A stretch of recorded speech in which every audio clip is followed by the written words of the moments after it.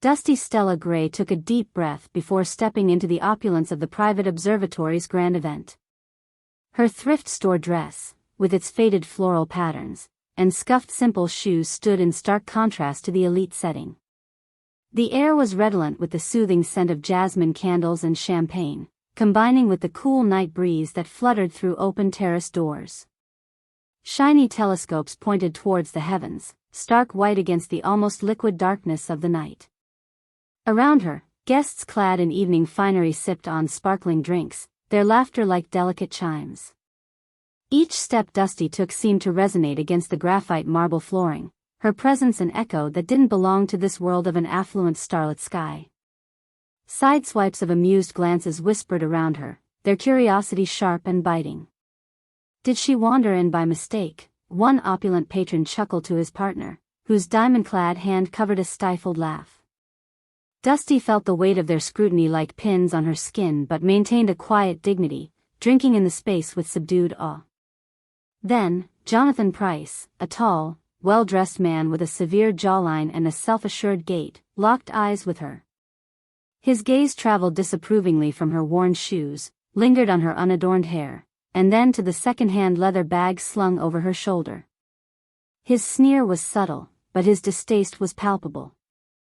"Is she part of the service staff?" another voice murmured nearby, the words intentionally loud enough for Dusty to hear, drawing a ripple of malicious laughter from those too eager to join in. Dusty moved past them with determined tread, every nerve alert and taut with the tension of not belonging amidst the disdainful glances.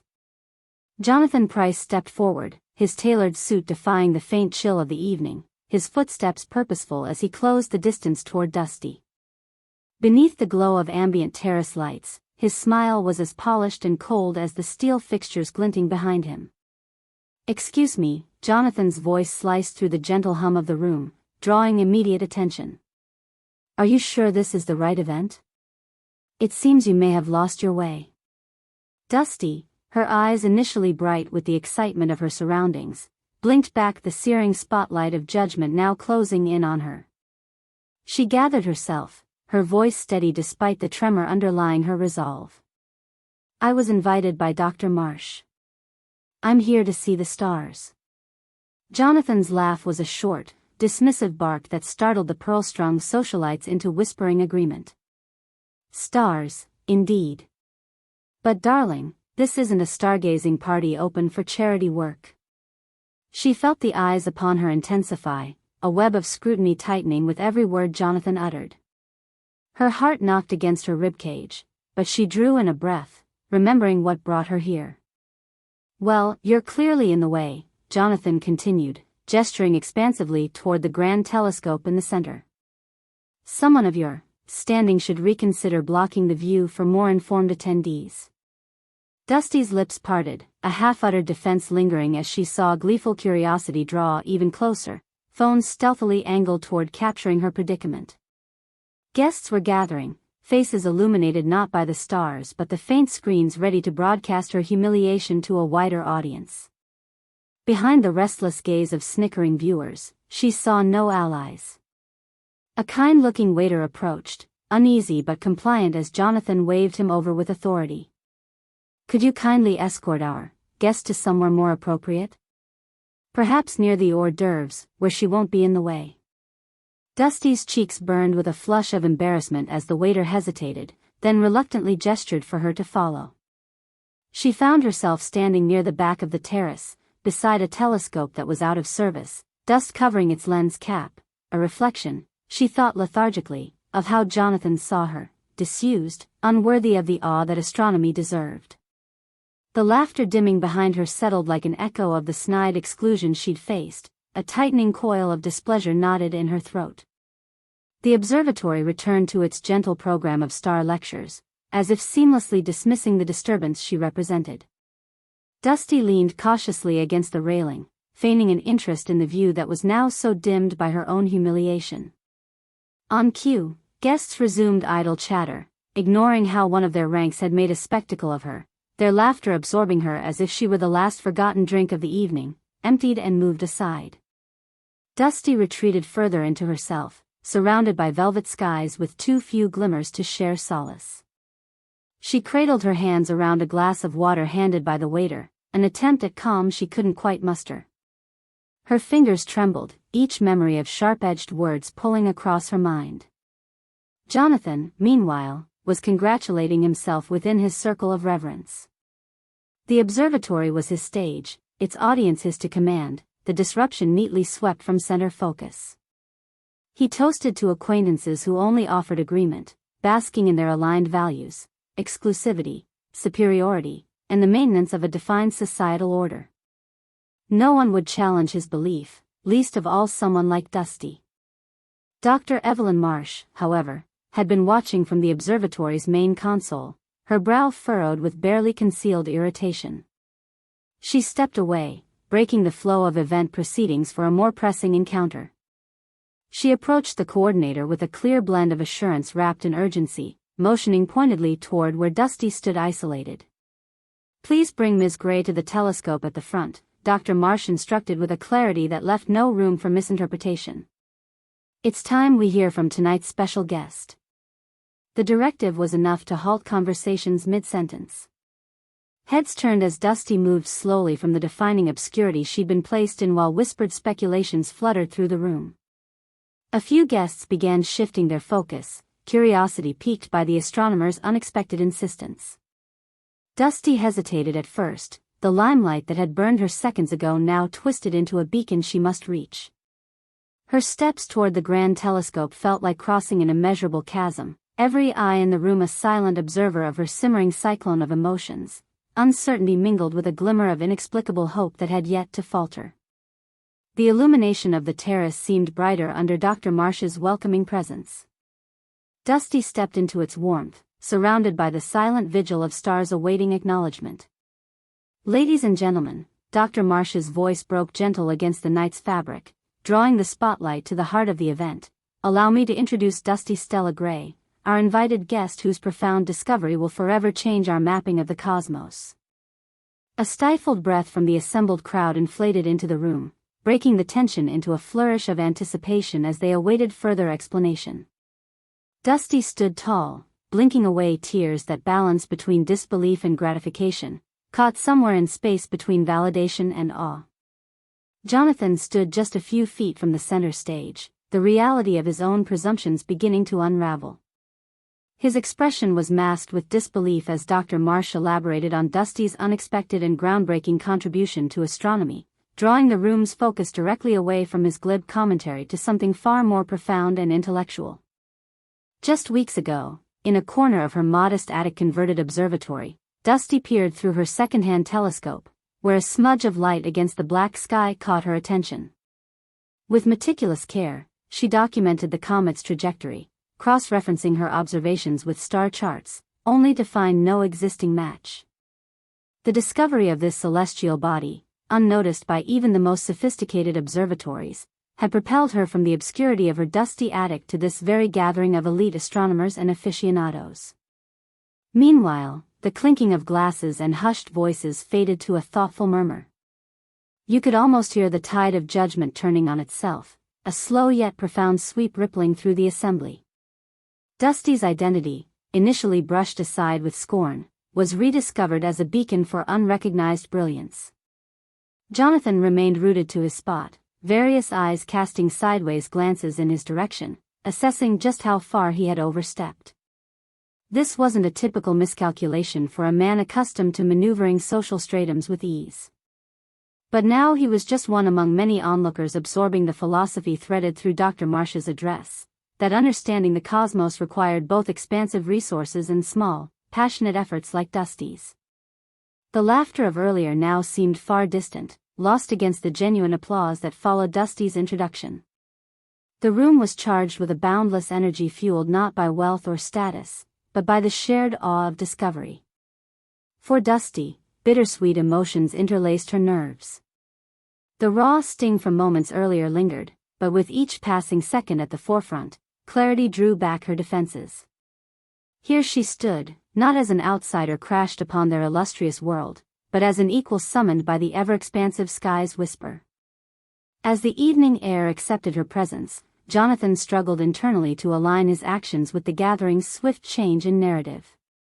He felt waves of embarrassment streaked with a wounded pride, endeavoring to piece together the fragments of his shattered assurance. Meanwhile, Dr. Marsh continued to speak, drawing connections between Dusty's achievements and the broader implications for astronomy. This discovery invites us to remember that any true endeavor knows no boundaries. It honors the quiet questioning from modest margins as much as the expansive searches of well-funded entities. Tonight, Dusty shows us the universe knows no arrogance. A ripple of agreement coursed through the now attentive crowd, attentiveness amplifying the emerging story behind Dusty's unassuming exterior. Her worn shoes and second-hand dress symbolized resilience and passion that resonated deeply beyond mere outward appearances. As if given permission by the shifting atmosphere, guests who had previously dismissed her began to view Dusty in a new light, their disdain giving way to admiration and a touch of introspection at their own preconceived biases. Under this unexpected salve of recognition, Dusty felt the initial tremor of her voice settle, speaking to those gathered with a powerful simplicity. With their hush in place, she shared insights into the unfiltered enthusiasm and raw curiosity that first lured her to stargazing on secluded nights. Sometimes, it's not about seeing the biggest or the brightest, she said, her voice carrying across the attentive quiet, but about noticing what's been overlooked. Applause washed over, an affirmation of the room's willingness to be charmed by truths both sincere and unforeseen. For a pivotal moment, the terrace of the observatory transformed, its glitter dimmed next to the brighter light of acknowledgement now blooming between Dusty and the assembly. The setting bore witness to the elaborate choreography of humbled pride and reinvigorated passion, spinning together a recalibrated sense of community among the patrons. Jonathan, watching, experienced an uneasy lightening of his own demeanor. He stood caught in the circulatory swing of self-reflection. For once, the safety net woven by his status and wealth seemed an uncomfortable fabric, an ill-fitting jacket he hadn't realized he wore. The crowd's reaction forced him to confront an uncomfortable truth about himself, how quick perception once founded his beliefs on external signifiers rather than genuine merit.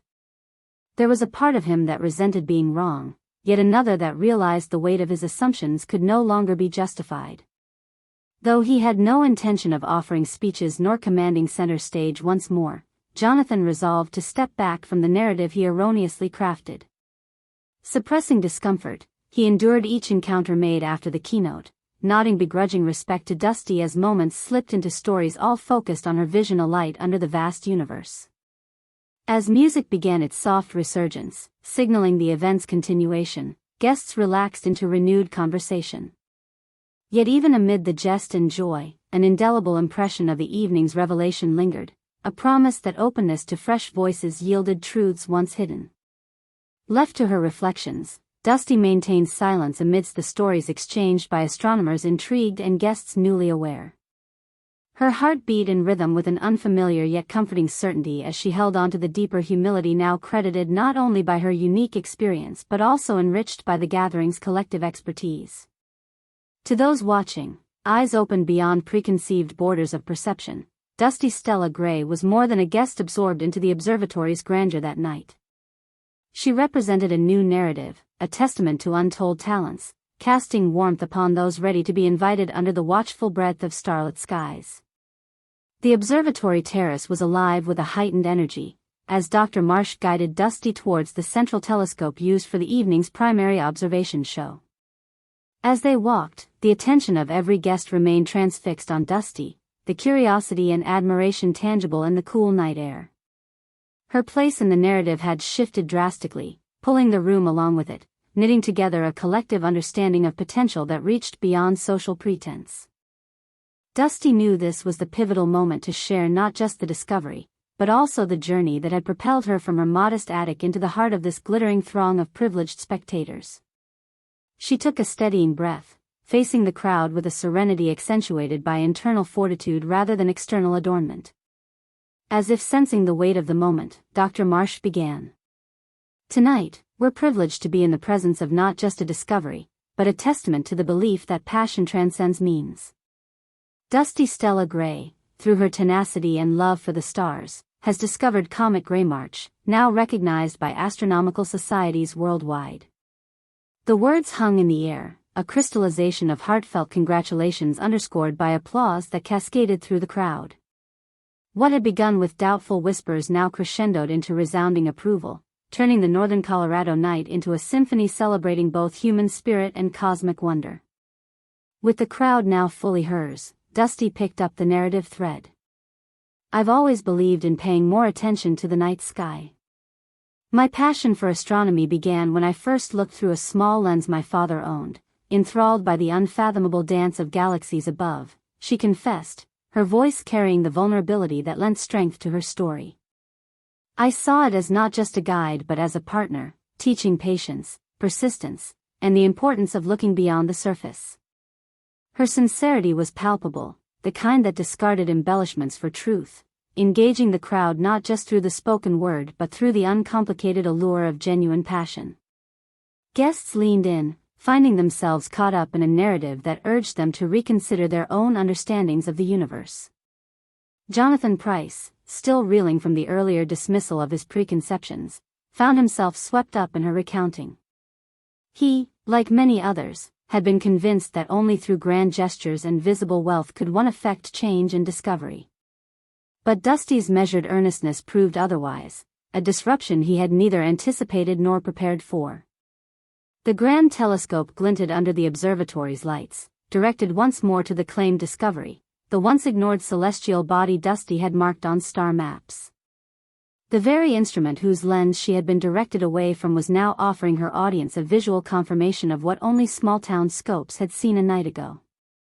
It was a moment of public revelation that needed no exclamation, just the marked presence of Dusty, whose personal story rivaled that of her astronomical finding. She stood humbly by as guests took a turn peering through the instrument, each vision renewed by her warm accolade, appreciating Dusty's neutral demeanor. Jonathan meaningfully approached, his expression wrought with the internal shift that appealed not for forgiveness but for understanding. It was newfound respect mirrored across faces usually ornate with detached superiority. He met Dusty's eyes, offering her an apologetic smile that was an olive branch instead of remorse, encapsulating the readiness to absorb new paradigms she had presented just by existing authentically.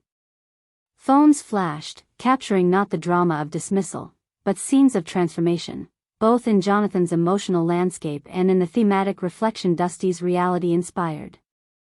Guests whispered frantically, their conversations peppered with words like incredible, genuine, and inspiring, each one a ripple acknowledging the evening's unexpected hero. Dusty remained composed through it all, her stance relaxed yet poised, a balance born from years of embracing the sky as a constant mentor rather than an unpredictable spectacle. Her humility and grace starkly counterpoint the ostentatious opulence she found herself enveloped within, and it was this essence that gently captivated those who came to witness the night's glamour.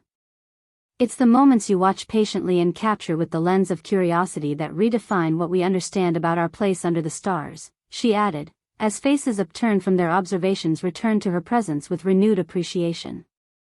I've always dressed plainly because I've never sought anything but genuine connections. It's always been about simplicity in pursuit of true understanding.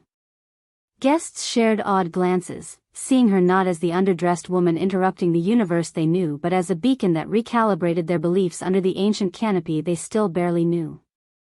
Her success story, delivered without the need for defensive capitalization, became a cordial intermission between learned assumptions and horizons awaiting fresh eyes.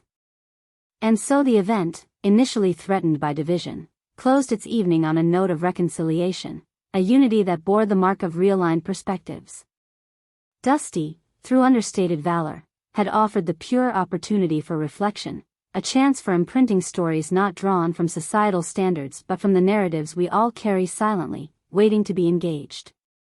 The observatory sparkled under the evening stars, a backdrop now altered with the veiling of clouds that opened in time to witness what Dusty and the telescope now shared with newly awakened observers. As the realization settled in, and guests mingled under this broadened narrative sky, so too did a deeper truth solidify: true brilliance requires no translation. It is understood far more by hearts open to wonder than by eyes clouded with judgment. As the night's event reached its resolution, the reel of the evening began to rewind and reset, gently releasing its guests from the orbit of the extraordinary back into their assembled identities. The awe of Dusty's achievement settled comfortably amidst the crowd, with every individual compelled to reckon with the profound clarity they had been granted under the watchful gaze of both stars and spectators alike. Behind the lingering hum of muted conversations, the spotlight shifted onto Jonathan Pryce, whose prior actions stood starkly against the backdrop of Dusty's rising sky. He felt the full weight of earlier misjudgments, missteps rebounding across his reputation amid digital and personal repercussion. The evening's discourse was no longer just between contemporaries in the room, but spiraling outwards, a narrative reflecting solemn truths regarding prejudice and potential. Jonathan was not left untouched by the fallout. Whispers of his treatment and the public record Thor examples of his arrogance were now entrenched in the collective consciousness of the community. As guests communicated beyond the observatory walls, stories stretched across screens worldwide, prompting critical dialogue regarding exclusivity, social class distinctions, and the transformative nature of appearances deceiving substance. His prestige among the circles he once navigated with practiced precision now tainted, Jonathan was called before boardrooms more contemplative than congratulatory, his actions dissected during meetings that once applauded instinct and intuition but now cultured reflection and humility. The cascading consequence was a professional introspection, a required participation in sensitivity understanding stipulating recognition of error beyond mere acknowledgement, a genuine step towards rejuvenation. Amidst this broader unveiling, Dusty gracefully stepped back from the evening's brink, never one to revel excessively in resolve from chaos born. Her presence did not wane but rather drifted gently into the essence of all things eternal, particles unseen yet affecting tides and telescopes alike. Her soft expression resonated through the conversations, an embodiment of encouragement for a meaningful fix to more than just a distant star. As guests offered their deep thanks and parting goodbyes, Jonathan approached slowly, standing before Dusty with a sincerity that had somewhat replaced the practiced grace of familiarity. It was a gesture less of contrition but rather one echoing the meetings he had yet to face internally, one filled with silent apologies and subtle acknowledgement that often remained unspoken. Dusty regarded him with the quietness of wisdom refined over ages of patient waiting. Her expression carried no malice nor overt indulgence in vindication, but instead held an unruffled empathy interwoven within hints of understanding at the flawed yet persistent nature of navigating a frayed human condition. As a faint smile curled at the edges of her lips, their glances exchanged not only the lessons gained but the opportunities yet unborn. It wasn't forgiveness she directly offered, nor was it dismissal. It was a gentle reminder that redemption was an ongoing odyssey, one Jonathan received as both invitation and instruction for progressive change continuing beyond the observatory limits. The event coordinator announced the observatory's closing amid gratified applause winding down into the calm embrace of a late night's chill. Guests began their departure, the terrace systematically emptying towards waiting vehicles under the ageless panorama above. Dusty lingered at the observatory's edge, arms folded against the evening breeze that rolled down from the mountains and over the domed architecture. She watched as Jonathan, surrounded by the fading lights of prestigious patrons, slipped into quiet solitude for reflection, a figure slightly diminished but perhaps brighter in the burgeoning recognition of uncharted opportunity. Dr. Marsh approached Dusty, her expression one of satisfaction lightly adorned with the weariness only shared between those tightly bonded by trial and triumph. "The stars owe you their gratitude tonight," she offered warmly. "As do the rest of us." Dusty met her appreciation with a nod delicate and encompassing, the peace of knowing shared uniquely between themselves. "Sometimes," she replied, "the greatest revelations are made without the need for magnification." As the last of the congregation filtered out under the welcoming gaze of waxing constellations, Dusty turned toward the observatory entrance. Her steps felt unencumbered now, and she sensed the gravitational pull not just of new journeys and discoveries, but toward wherever her ambitions and the wonders of space might call her next. As she departed, she cast one final glance overhead, absorbing the immensity of sky knowing it reflected countless stories unyieldingly held between the threads of visible space. The night was a witness to her narrative, the quiet after the bright crescendo of shifting paradigms inviting contemplation and comfort alike. People watched in quiet awe as she walked away, their subsequent conversations forever altered by the clarity she'd brought. Her passage marked an event neither forgot nor easily compartmentalized, a resonance felt more deeply for each who understood the genuine nature of seeing clearly for the first time. Dusty Stella Gray had walked into a lavish observatory buried under assumptions misplaced and biases confirmed. She left it transcending known boundaries, illuminating truths uncovered, and charting paths fresh with potential. All those who bore witness understood the indelible mark left upon the place by her presence. As the evening sky greeted the morning horizon, so too did a new understanding break forth under those same stars, one where acceptance and insight interlinked alongside every orbit of discovery, waiting patiently to harness the ever-constant light guiding explorers sincere and humble across the sky.